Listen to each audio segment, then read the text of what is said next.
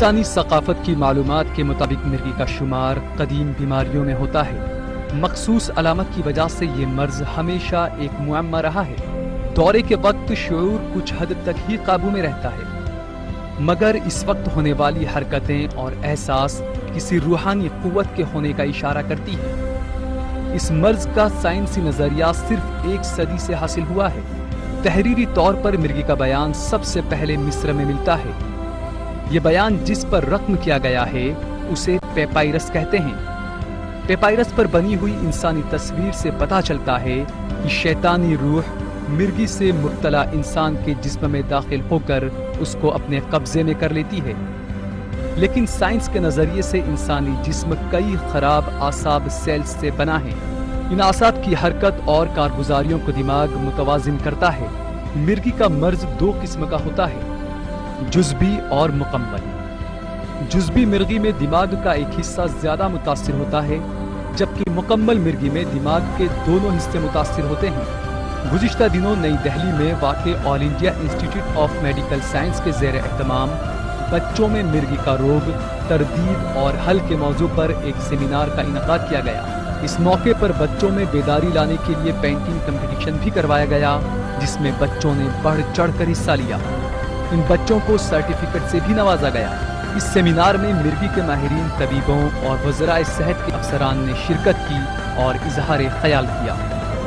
मरीज और मर्ज से मुताल्लिक सवालात के जरिए माहिरीन से रूबरू हुए और मुतमईन हुए। इस सेमिनार के मौके पर इस मर्ज से मुताल्लिक नुमाइश का भी एहतमाम किया गया। बुखार में जो दौरे पड़ते हैं उसमें वो डॉक्टर को देखना है कि उसके बाद उसको कोई दवाई देनी है कि नहीं देनी है। अगर देनी होती है तो कुछ 2-3 दिन के लिए देते हैं जब बुखार होता है, अदरवाइज रूटीनली नहीं देते हैं। वो एपिलेप्सी नहीं माना जाता है, वो प्रोवोक सीजर होता है। और अगर किसी को दोनों हाथ पैर हिलाने वाले झटके पड़ रहे हैं 2 एपिसोड्स एंड अबव, तब देते हैं। या हम लोग तब देते हैं अगर एक साइड से, हम क्यों बार बार पूछते हैं पेशेंट से, हमेशा पूछते हैं पेरेंट्स से कि एक साइड का हाथ हिला था शुरू में कि नहीं। आप लोग सोचते हैं बार बार क्यों पूछे जा रहे हैं। We are trying to understand कि वो शुरू एक साइड से हुआ था कि नहीं, बिकॉज अगर एक साइड से शुरू होता है तो फोकल वाले में रिकरेंस रिस्क ज्यादा होता है। सो उस हिसाब से, और अगर ईजी में एबनॉर्मलिटीज आती है शुरू में तो वी स्टार्ट। और कभी कभी बच्चे की सिचुएशन देखनी है, उसकी और कोई बीमारियां हैं जिसमें लगता है कि प्रॉब्लम हो सकती है हार्मफुल, तभी डिसाइड। क्या होता है कि एक पास गए, डॉक्टर पास गए, फिर दूसरे के पास गए, दौरा दोबारा पड़ता है, वो नई दवाई ऐड करते जाते हैं, डोज नहीं बढ़ाते हैं। बेसिकली गोल ट्रीटमेंट का ये होता है कि आपको मैक्सिमली कंट्रोल करना है। आप कंट्रोल करना है तो एक दवाई चालू करते हैं, उसकी मैक्सिमम टॉलरेटेड डोज जो आप टॉलरेट कर सकते हैं, बच्चा कोई साइड इफेक्ट ना हो, वो देते हैं। वो उस पर रिस्पॉन्स नहीं आता फिर दूसरी ऐड करते हैं। ये नहीं कि हर दौरे में नई करनी है, क्योंकि आपस में भी वो दवाइयों का इंटरेक्शन होता है और प्रॉब्लम हो सकती है। सो वो सब इशू देखने की इंपॉर्टेंस है। और ये भी नहीं है, आपको अगर डायग्नोसिस में कुछ डाउट है, हर पेरेंट का राइट है कि 2-3 डॉक्टर से सलाह करते हैं, वी रिस्पेक्ट दैट। पर जब आप ट्रीटमेंट करा रहे हैं, आप किसी एक से कराइए, यहाँ से कराइए, कहीं और से कराइए, but do not keep changing the doctors. जो दवाइयाँ हैं उसकी ब्रांड हर बार चेंज नहीं करने। When you are going to take any particular medicine, तो हर बार वो खत्म हो रही है स्ट्रिप, तो you have to be insured that ये सेम आपको मिले। बिकॉज हर एक की जो दवाई की जैसे सिरप है उसमें कितने की बायोअवेलेबिलिटी है, वो सब हर एक में फर्क होती है। तो इट्स आइडियली कि कोई भी दवाइयाँ लॉन्ग टर्म लो, या ब्लड प्रेशर की लो, डायबिटीज की लो, या दौरों की लीजिएंगे, तो जो लंबी दौर से दवाइयां चल रही है उनके ब्रांड नेम नहीं बदलने।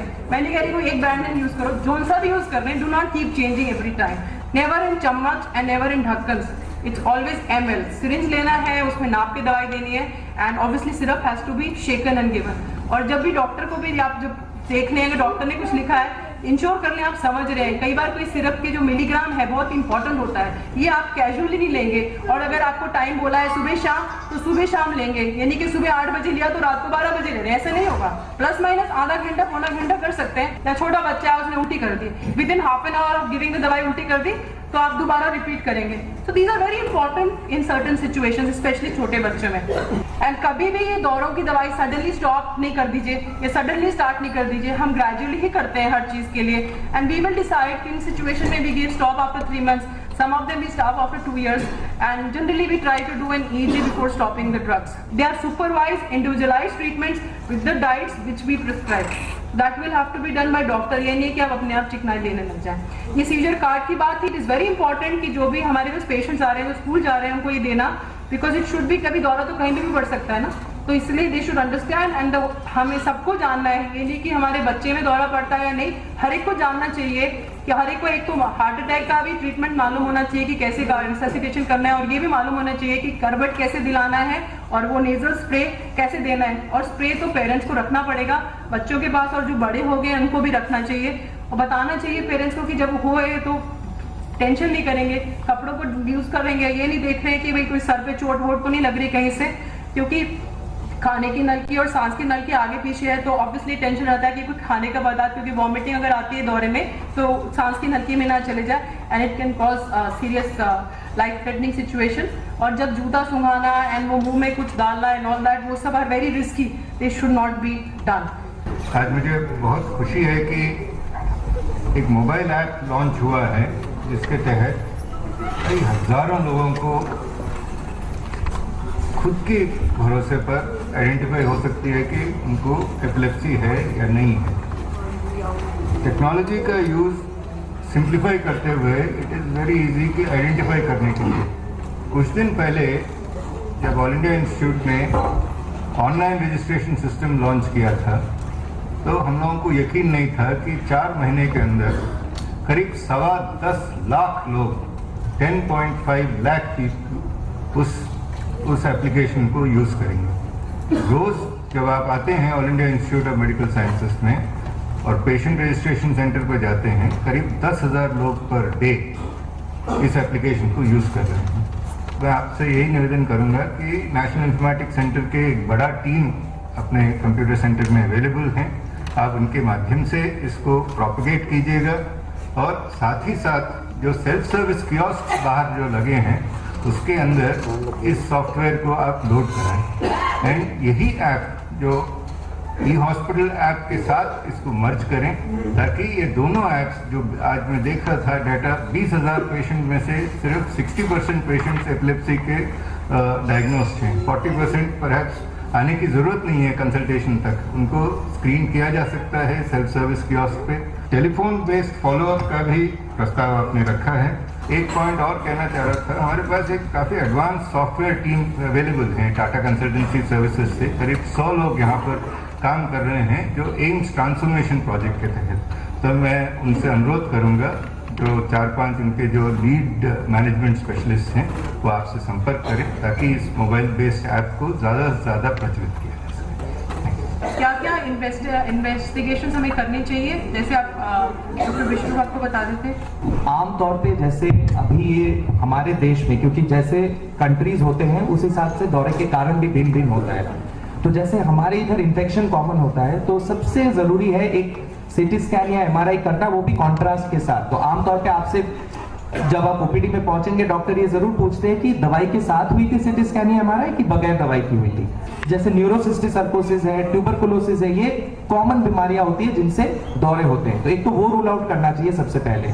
अगर वो नॉर्मल होता है फिर हम लोग ईजी करते हैं आमतौर पे, और अगर पहला दौरा है तो उसमें कुछ एक्शन नहीं करते हैं, लेकिन अगर इनमें प्रॉब्लम्स आता है तो उस हिसाब से दवाई की शुरू करते हैं। तो हर दौरे में ये 2 जांचें एसेंशियल होती है, एक एमआरआई या सीटी स्कैन दवाई के साथ और एक ईजी की जांच। Doctor Manjari, the basic principle जो हम एंटी एपिलेप्टिक ड्रग थेरेपी में करते हैं वो दोबारा एक एम्फसाइज करते हैं। मिर्गी की दवाइयाँ हैं उनमें 2 चीज़ इम्पोर्टेंट है, एक तो है जो दवाई है वो सही डोज में चलनी चाहिए। अगर आपका बच्चा 20 kg का है तो पर kg अनुसार दवाई चलती है। कई बार ऐसा पाया जाता है कि आप लोग डॉक्टर बदलते रहते हैं, तो हर नया डॉक्टर एक नई दवाई शुरू कर देता है और हर दवाई चल रही होती है, बच्चे मतलब 20 kg का बच्चा है तो 5 kg बच्चे की दवाई चल रही होती है, तो उससे कोई लाभ नहीं होना है। तो पहला प्रिंसिपल है एक दवाई अच्छे डोज में, जो बच्चे की डोज है उसमें चलाएं। सेकेंड है, आपकी जब दवाई चल रही है बच्चे की तो एक दिन भी आपको दवाई भूलनी नहीं।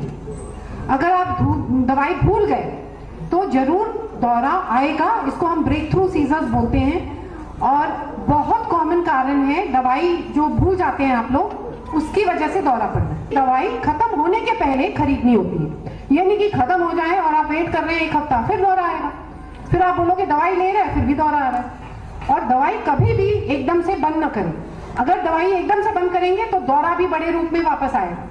दवाई सिर्फ डॉक्टर बंद करते हैं अपने आप सोच समझ के, मरीज को अपने आप दवाई बंद नहीं करनी चाहिए। I will request madam Poonam Natarajan to tell कि जो अभी जो बच्चे हैं जिनको दौरों की प्रॉब्लम है इजीली कंट्रोल हो जाती है तो ठीक है, उसका कोई डिसेबलिंग नहीं है, उसका कोई इशू नहीं है, they can have normal life span. पर अगर जिनको बार बार दौरे पड़ रहे हैं, जो डिफिकल्ट टू ट्रीट एपिलेप्सी है उनमें, और जिनके अंदर एसोसिएटेड और प्रॉब्लम है, सेरेब्रल पॉल्सी है और सब, उसके लिए गवर्नमेंट ने हमें क्या सपोर्ट दिया है, because madam was chairperson of national trust for so many years, तो इसलिए मतलब and how can they benefit, क्या इंश्योरेंस इश्यूज है, क्या है, ये मैडम एक्चुअली अगर एक बच्चे को या सेरेब्रल पॉल्सी या मेंटल रिटार्डेशन या ऑटिज्म या इंटेलेक्चुअल या मल्टीपल डिसेबिलिटी होए तो बहुत बार बच्चे को एपिलेप्सी भी होएगा, वो एक चीज़। अगर अनकंट्रोल्ड फिट्स आए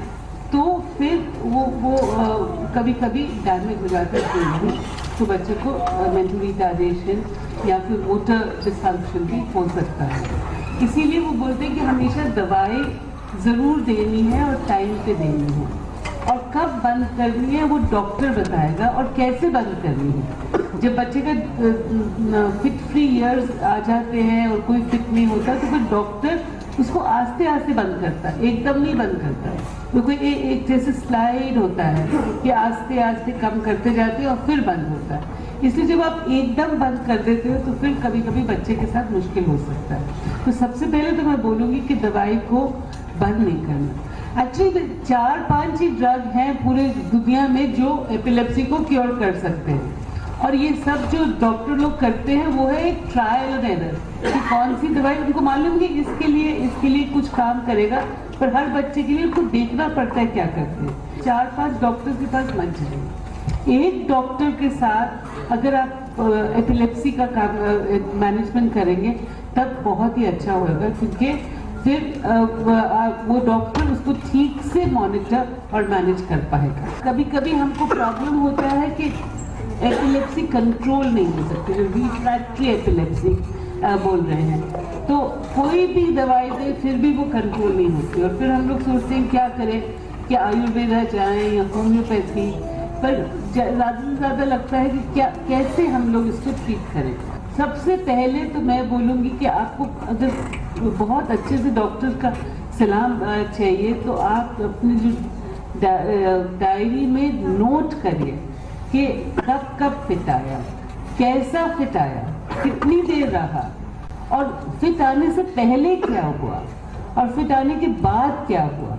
अगर ऐसी हिस्ट्री अगर आपके पास होएगी तो डॉक्टर लोग बहुत आसानी से बता सकेंगे आपको कि अगर दवाइयाँ नहीं काम कर रही तो और क्या हम लोग इस्तेमाल कर सकते हैं स्ट्रैटेजी में कि बच्चे को कि फिट हम थोड़ा उनको संभाल सके, थोड़ा उनको मैनेज कर सके। आई will request doctor Ajay Khera from ministry of health कि वो बताएंगे कि मिनिस्ट्री ऑफ हेल्थ की तरफ से हमारे को क्या बच्चों को एपिलेप्सी के साथ क्या सपोर्ट है, and because he is heading that Rashtriya Bal Swasthya Karyakram, so we are going to help us in a major way. मैं सबसे पहले तो आपका बहुत शुक्रिया अदा करता हूँ कि आपने इतना एक स्पेशल प्रोग्राम आज अरेंज किया है आपने मिर्गी की प्रॉब्लम के बारे में, क्योंकि मिर्गी की प्रॉब्लम जैसे सबने बताया कि बहुत ही कॉमन है, और इतनी कॉमन है जो मुझे देख के लग रहा है कि हर 100 लोगों में से एक को मिर्गी का दौरा है। मतलब इतनी कॉमन बीमारी है। 1% का मतलब होता है यदि आप 100 लोग बैठे हैं तो 100 में से अंदाजन एक आदमी को एपिलेप्सी का दौरा पड़ेगा, इसका मतलब उसका इलाज करना है। और ये प्रॉब्लम जो है हमारे देश में, क्योंकि देश की पॉपुलेशन काफ़ी है, बच्चे भी बहुत हैं, तो ये प्रॉब्लम बच्चों में बहुत ज़्यादा है। अभी दूसरी जो बात मैं कहना चाहूँगा आपको बताने के लिए सरकार की तरफ से, क्योंकि मैं स्वास्थ्य मंत्रालय में काम करता हूँ, मैं बच्चों के स्वास्थ्य के प्रोग्राम्स को हम मैनेज करते हैं। तो हमने रिसेंटली अभी 1 साल के दौरान में हमने एक नया प्रोग्राम शुरू किया है जिसका नाम है राष्ट्रीय बाल स्वास्थ्य कार्यक्रम।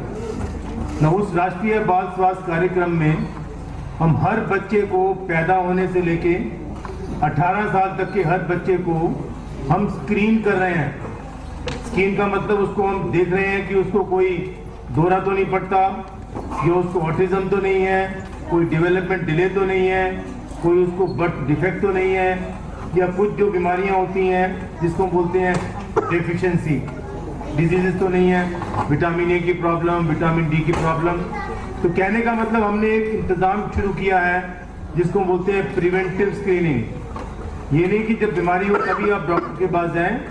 तो हमने पूरे देश में वो टीम जो है हमारी काम कर रही हैं, और अभी वो क्योंकि प्रोग्राम अभी वो बन रहा है अभी, तो अभी दिल्ली में भी वो टीम नहीं बनी है, पर बाकी जगह दिल्ली से बाहर बाकी प्रांतों में वो टीम्स काम कर रही हैं। कोई 10,000 टीम्स हैं हमारी, और हर टीम में कम से कम 3 से 4 डॉक्टर्स हैं, और वो हर स्कूल में जाते हैं, हर आंगनबाड़ी में जाते हैं, और जहाँ बच्चा पैदा होता है वहाँ पर भी जाके वो पता करते हैं कि बच्चे को कुछ स्क्रीनिंग करते हैं, प्रॉब्लम है कि नहीं। वो जो बीमारियों को जो स्क्रीनिंग करते हैं उसमें जो इम्पोर्टेंट बात बताने की ये है कि जो कन्वल्सिव डिसऑर्डर है, या जिसको हम एपिलेप्सी कहते हैं या जिसको मिर्गी कहते हैं, वो भी उन स्क्रीनिंग बीमारियों में अवेलेबल है।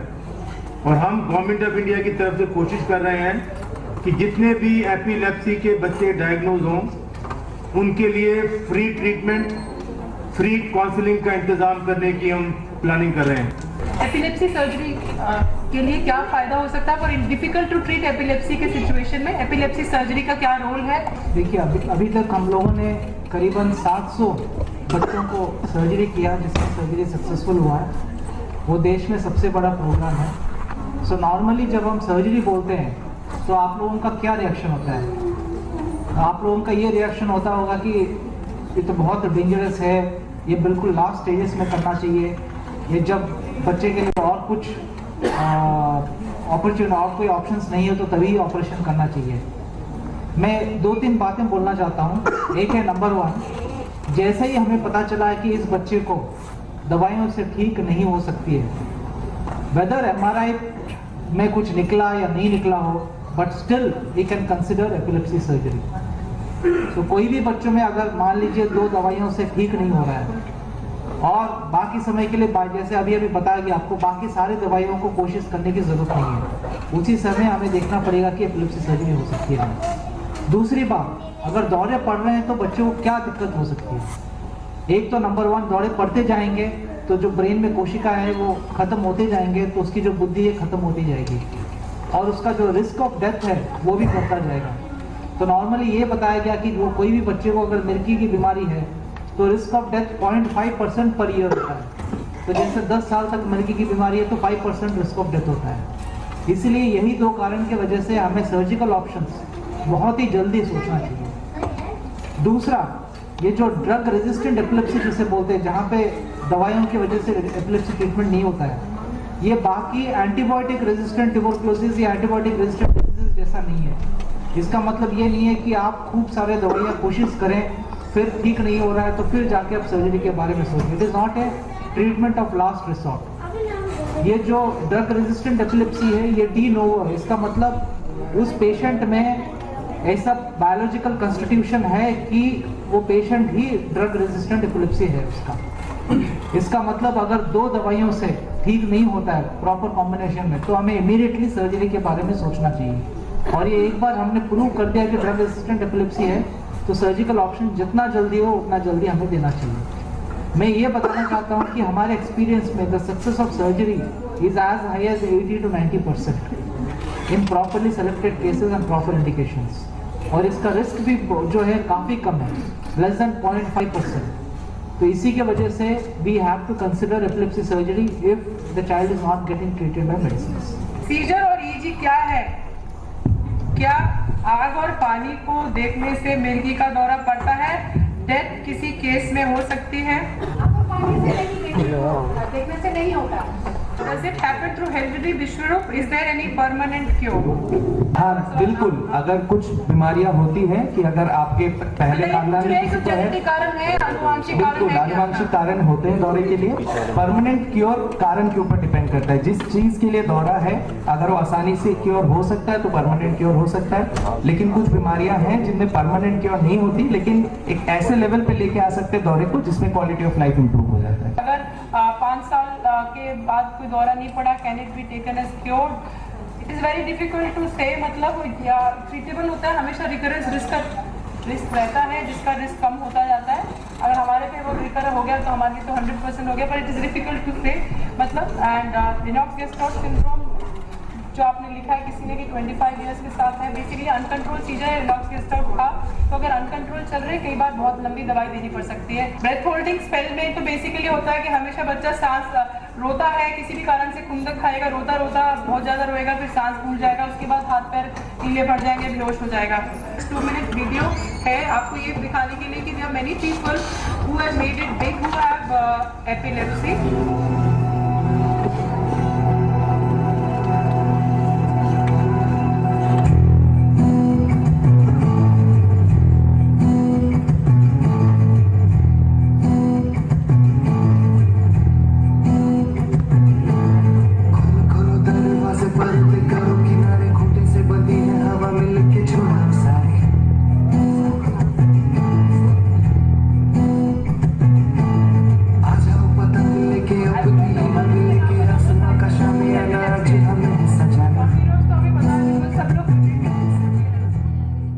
मिर्गी के माहिरीन, तबीबों और वज़राए सेहत के अफसरान ने इजहार ख्याल किया।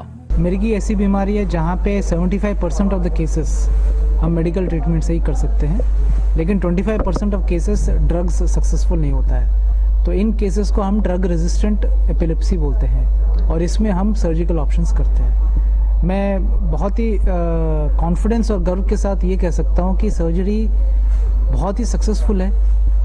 The chances of success of surgery is about 70 to 80% and sometimes even 90%, and the risk of surgery is also very less, about 0.5%. So जिन केसेस में हम लोग मेडिसिन से ट्रीटमेंट नहीं कर सकते हैं और वो ड्रग रेजिस्टेंट एपिलेप्सी होती है, तो उन केसेस में सर्जरी के बारे में हमें जरूर सोचना चाहिए। मरीज कोई भी व्यक्ति हो जिसको एकदम से कोई सिम्टम आता है जो नया है, जिसमें वो अजीब हरकत करता है, चाहे मुंह चलाता हो, चाहे आंखें ब्लिंक करता हो, चाहे गर्दन एक तरफ ले जाता हो, चाहे हाथ पैर हिल रहे हो, एकाएक आया ये 1 या 2 मिनट के लिए रहा, फिर मरीज ठीक हो जाता है। बीच में थोड़ा कंफ्यूज हो सकता है और ये चीज़ 2-3 बार हो जाती है, तो ये नॉर्मल तो नहीं है, तो नॉर्मल जवाब भी नहीं देगा उस टाइम, नॉर्मल बात भी नहीं करेगा, तो ये मिर्गी हो सकती है। इसमें जरूरी है कि मरीज के जो अटेंडेंट है वो पैनिक नहीं करें। हम आजकल सलाह देते हैं आज के दिन में कि जो मोबाइल्स अवेलेबल हैं उनमें वीडियो बनाएं। आपके सामने कुछ हो रहा है, आप उसका वीडियो उठा सकते हैं और उसके साथ आप डॉक्टर के पास पहुंचे। आप 1 या 2 एपिसोड के बाद पहुंचेंगे तो अच्छा है, दवाई जल्दी शुरू होगी। आप 20-30 एपिसोड के बाद पहुंचेंगे तो हो सकता है दवाई लेट शुरू हो। मिर्गी के मरीज शादी कर सकते हैं और उनके बच्चे भी हो सकते हैं। ये बीमारी ऐसा नहीं है कि अगर माँ को है बच्चे को होगी, ये बिल्कुल गलत धारणा है और आपके डॉक्टर ही बता सकते हैं। आनुवांशिक बीमारी या जेनेटिक बीमारी इसमें बहुत कम है। सेंट्रलाइज्ड अपॉइंटमेंट सिस्टम एम्स का वेबसाइट पे आप जाएंगे तो फ़ोन नंबर्स हैं, उससे भी अपॉइंटमेंट मिलते हैं। तो मेरा पर्सनल ईमेल एम्स के वेबसाइट में है, उससे अपॉइंटमेंट हम देते हैं और सेंट्रलाइज्ड अपॉइंटमेंट सिस्टम से भी अपॉइंटमेंट मिलते हैं। स्वास्थ्य मंत्रालय में हमारा एक प्रोग्राम है जिसको हम बोलते हैं राष्ट्रीय बाल स्वास्थ्य कार्यक्रम, और वो राष्ट्रीय बाल स्वास्थ्य कार्यक्रम में हम हर बच्चे को 0 से लेके 18 साल तक के हर बच्चे को हम स्क्रीन कर रहे हैं, और उसके लिए हमारे पास डेडिकेटेड टीम्स हैं और हमारे पास इस समय अंदाज़न कोई 10,000 टीम काम कर रही हैं पूरे देश में। और इन लोगों का काम है, इसमें डॉक्टरों की टीम है, नर्सिस की टीम है, जो लोग जाके बच्चों को स्क्रीन करते हैं और आइडेंटिफाई करते हैं कि बच्चों को बर्थ डिफेक्ट तो नहीं है, बच्चों को कोई डेवलपमेंट डिले तो नहीं है, बच्चों को कोई डिजीज़ तो नहीं है। और डिजीज़ में हम इसकी बात भी करते हैं, एपिलेप्सी की बात भी करते हैं। तो यदि हमें मालूम पड़ता है कि इन बच्चों को एपिलेप्सी की बीमारी है, तो उस एपिलेप्सी की बीमारी को हम कंफर्म करते हैं। उसके लिए हमने एक स्पेशल सेंटर खोले हैं जिसको हम बोलते हैं DIC, district early intervention centre. और ये जो DICs हैं, इन सेंटर्स में वो कंफर्म होते हैं। Epilepsy is quite common among जो बच्चे होते हैं ना, जिनको मन बुद्धि या ऑटिज्म या सेरेब्रल पॉल्सी या बहुविकलांगताएं हुए, तो उनको ये मिर्गी का रोग काफ़ी ज़्यादा होता है। दो तरह का है, या तो अगर ये बच्चे को ये कंडीशन है जैसे ऑटिज्म है या मंदबुद्धि है तो मिर्गी का रोग हो सकता है, या अगर मिर्गी का रोग किसी बच्चे को हो और वो अनकंट्रोल रहे और फिट्स आते जाए एक के बाद एक, उनका दिमाग में डैमेज हो सकता है और उसके कारण उनको मंदबुद्धि हो सकती है। इट इज नाइदर कंटेजियस नॉ इनहेरिटेड। उसके लिए बहुत सारे अलग अलग रीजन हो सकते हैं। जेनेटिक रीजन बहुत कम होता है, ज्यादा रीजंस और एनवायरमेंटल रीजन है। तो अगर बेटी माँ को है बेटी को होएगा ऐसे नहीं है कोई। इम्पोर्टेंट इशू ये कारण में है प्रिवेंटेबल क्या कॉज है। अगर बच्चे की डिलीवरी अगर सुपरवाइज्ड हो, उसमें डिलीवरी के टाइम कोई प्रॉब्लम नहीं हो, बच्चे के ब्रेन में ब्लड सप्लाई कम नहीं होते, जो बर्थ एस्फिक्सिया और एचआई होते हैं, तो उससे हम एक प्रिवेंट कर सकते हैं वो पर्टिकुलर पूरी कैटेगरी के दौरे। और एक दूसरा बहुत इंपॉर्टेंट है न्यूरोसिस्टिसर्कोसिस, जो कि एक कीड़े से होता है, जो कि हम सुअर का मीट खाने से होता है या सब्जी फल अच्छी तरह धो के ना खाने से होता है। पूरे हिंदुस्तान में हमारी ओपन फील्ड डेफिकेशन होती है, उतने शौचालय नहीं है गांव वगैरह में, तो वो जाके फील्ड में जाके डेफिकेट करते हैं, तो सब्जी फल वगैरह कंटेमिनेट होते हैं। और सबसे ज्यादा प्रॉब्लम क्या है कैबेज से, और पत्ता गोभी जो कैबेज है, और कोरिएंडर जो धनिया है, बिकॉज कि वो हम कच्चा खाते हैं या सौटे करते हैं, पकाते नहीं है, तो उसकी वजह से वो कीड़ा दिमाग में प्रवेश करता है। 100 बच्चों में हमने देखा, अगर 1 साल से बड़े वाले बच्चों में हमने सीटी करके देखा कि जब नया दौरा शुरू हुआ है तो उसमें से 38 बच्चों में ये न्यूरोसिस्टिसर्कस पाया गया। तो अगर हम ये सब सफाई का ध्यान रखें, हाइजीन रखें, तो वो 38 तो बिल्कुल हम प्रिवेंट कर सकते हैं। नाजरीन, उम्मीद है कि आपने इस प्रोग्राम से इस्तेफादा हासिल किया होगा। मजीद मालूमात के लिए आप किसी भी माहिरीन से बराह रास्त राब्ता कर सकते हैं।